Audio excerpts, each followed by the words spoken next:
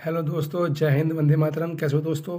आशा करता हूँ कि अच्छे होंगे। दोस्तों देखो, एक मैं आपको जितने भी हमारे ब्रिटिश ऑथर्स हैं, इंडियन ऑथर्स हैं, उनकी जो हमारे नॉवेल्स होंगे और प्ले होंगे और जितने भी हमारी कहानियाँ वगैरह हैं, उनको मैं आपको हिंदी में समझ बताऊँगा। ठीक है? तो दोस्तों प्लीज़ ज़्यादा ज़्यादा इसको वीडियो को लाइक कीजिए और शेयर कीजिए। ठीक है? तो शुरू करते हैं। हमारा पहला है हैमलेट, विलियम शेक्सपियर। तो इसमें क्या है, हमारे पहले एक जान लेते हैं इसकी शॉर्ट समरी क्या है। हैमलेट एक ट्रेजिक स्टोरी है जिसमें कई सारे किरदार हैं और शेक्सपियर की कहानी बिना किरदारों को जाने समझी नहीं जा सकती। हैमलेट कहानी के जो कैरेक्टर्स हैं वो ये नाम है। फर्स्ट है आपका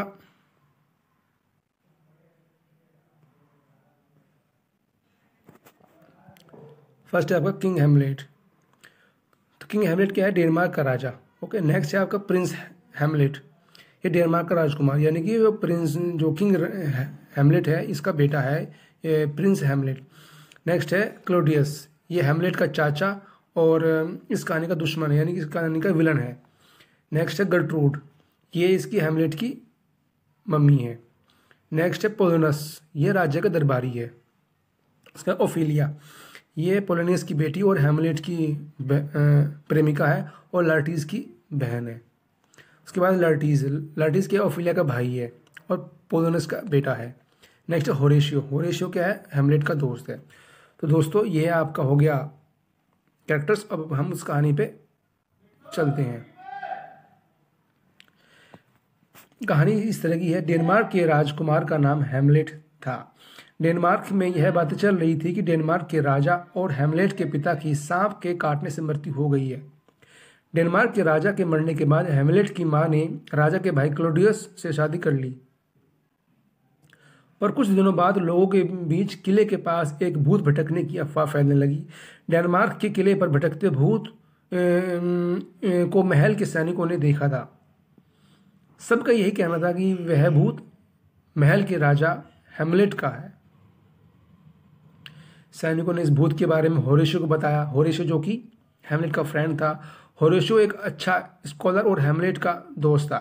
होरेशियो किसी भी चीज़ पर आसानी से यकीन नहीं करता था, इसलिए उन्होंने खुद जाकर तफ्तीश की इसकी कि देखिए ये भूत वाकई में किंग हैमलेट का है या फिर किसी और का है।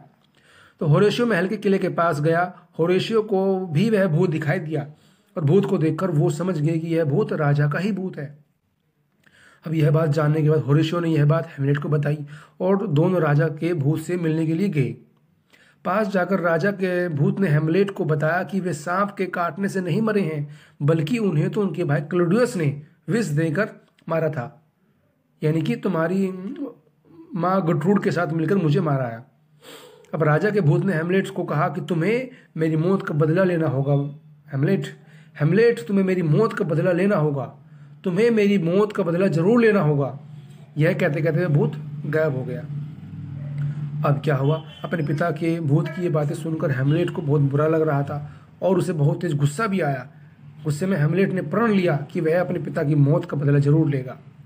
लेकिन बदला लेने से पहले हैमलेट भूत के द्वारा बोली की बात को पक्का करना चाहता था कि ये सही में है या कुछ और है।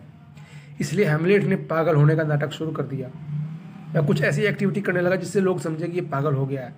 अब हैमलेट कहने लगा कि उसे सभी लड़कियों से नफरत है, वह किसी भी लड़की को देखना नहीं चाहता है।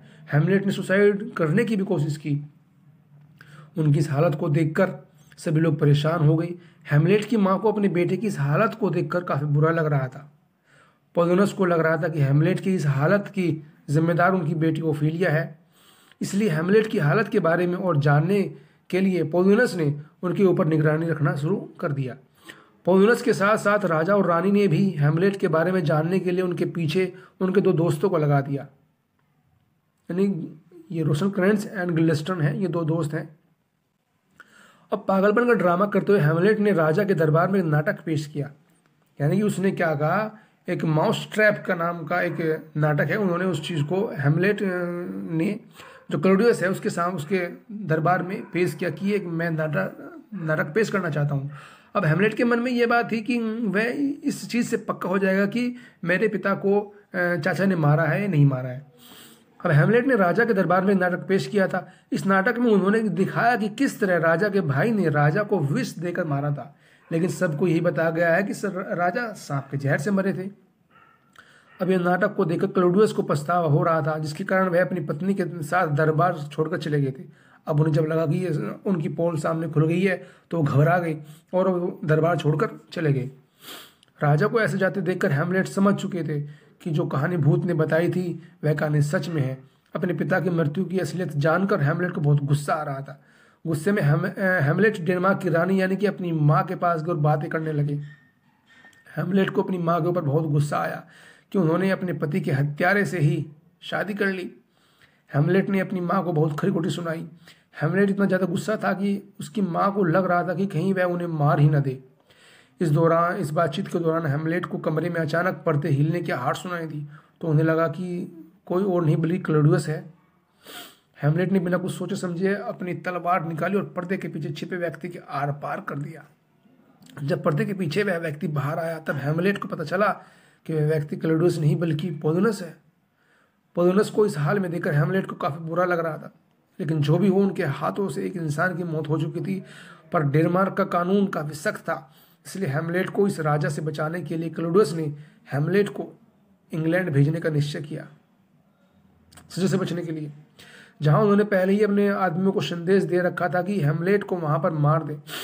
लेकिन वह चिट्ठी किसी तरह हेमलेट के हाथ में पहुंच गई, तो हेमलेट ने चिट्ठी में अपने नाम की जगह उन दोनों लड़कों का नाम डाल दिया जिन्हें क्लॉडियस ने हेमलेट के साथ भेज रहे थे। हेमलेट को पोलुनस की मौत का बहुत दुख था, क्योंकि पोलुनस न सिर्फ एक जांबाज सिपाही थे बल्कि ओफिलिया के भी पिता थे, जो कि हेमलेट की गर्लफ्रेंड थी। हेमलेट को कुछ दिन बाद यह सूचना मिली कि ओफिलिया ने अपने पिता की मृत्यु के गम में अपनी जान दे दी है। अब हेमलेट ओफिलिया की मौत का जिम्मेदार खुद को मान रहे थे, लेकिन यह बिल्कुल गलत था, क्योंकि जो हेमलेट से हुआ वह महज एक हादसा था, उसे गलती से हुआ। वह तो उसको क्लॉडियस समझ रहा था, लेकिन वहां निकला पोलुनस। लेकिन फिर भी हेमलेट ओफिलिया के अंतिम संस्कार में जाना चाहते थे, इसलिए हेमलेट ओफिलिया की कब्र पर चले गए। हेमलेट को वहां देखकर लार्टिस को बहुत गुस्सा आया। लार्टिस जो कि ओफिलिया का भाई है, क्योंकि हेमलेट की वजह से लार्टिस के पिता और बहन दोनों ही इस दुनिया से चले गए थे। बातचीत वाले झगड़े ने जल्द ही हाथापाई का रूप ले लिया। राजा क्लॉडियस ने दोनों को रोकते हुए कहा कि अगर तुम दोनों युद्ध पर लड़ना ही चाहते हो तो असली योद्धा की तरह लड़ो, क्या कार की तरह लड़ते हो। हेमलेट ने लार्टिस के साथ तलवारबाजी का मुकाबला स्वीकार कर लिया। हेमलेट और लार्टिस ने अपनी अपनी तलवारें ले ली, पर क्लॉडियस ने लार्टिस को कहा कि अगर तुम हेमलेट को मारना चाहते हो तो अपनी तलवार की नोक पर यह विष लगा लो, यानी जहर लगा लो। फिर जैसे ही तलवार हेमलेट के शरीर पर कोई घाव करेगी तो हेमलेट की मौत हो जाएगी। तलवारबाजी का यह खेल शुरू हो गया। हेमलेट काफ़ी अच्छा लड़ रहा था। लड़ाई के दौरान राजा क्लॉडियस ने हेमलेट को पीने के लिए ड्रिंक ऑफर की, लेकिन हेमलेट ने उनसे कहा कि इस ऑफर को वह कहकर मना कर दिया कि अब इस लड़ाई के बाद ही अपने जीतने पर ही कुछ पिएंगे। उसके बाद हेमलेट और लार्टिस के बीच काफ़ी अच्छी लड़ाई हुई। लार्टिस ने हेमलेट के शरीर पर अपनी तलवार से कई घाव किए। उसी समय रानी गर्ट्रूड ने विष से भरा ड्रिंक भी पी लिया, जिनकी वजह से उसकी मौत हो गई।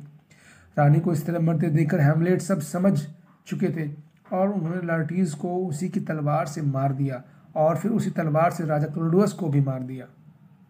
इस तरह हेमलेट ने अपने पिता की मौत का बदला तो ले लिया, लेकिन तब तक विष उनके भी शरीर पर फैल चुका था।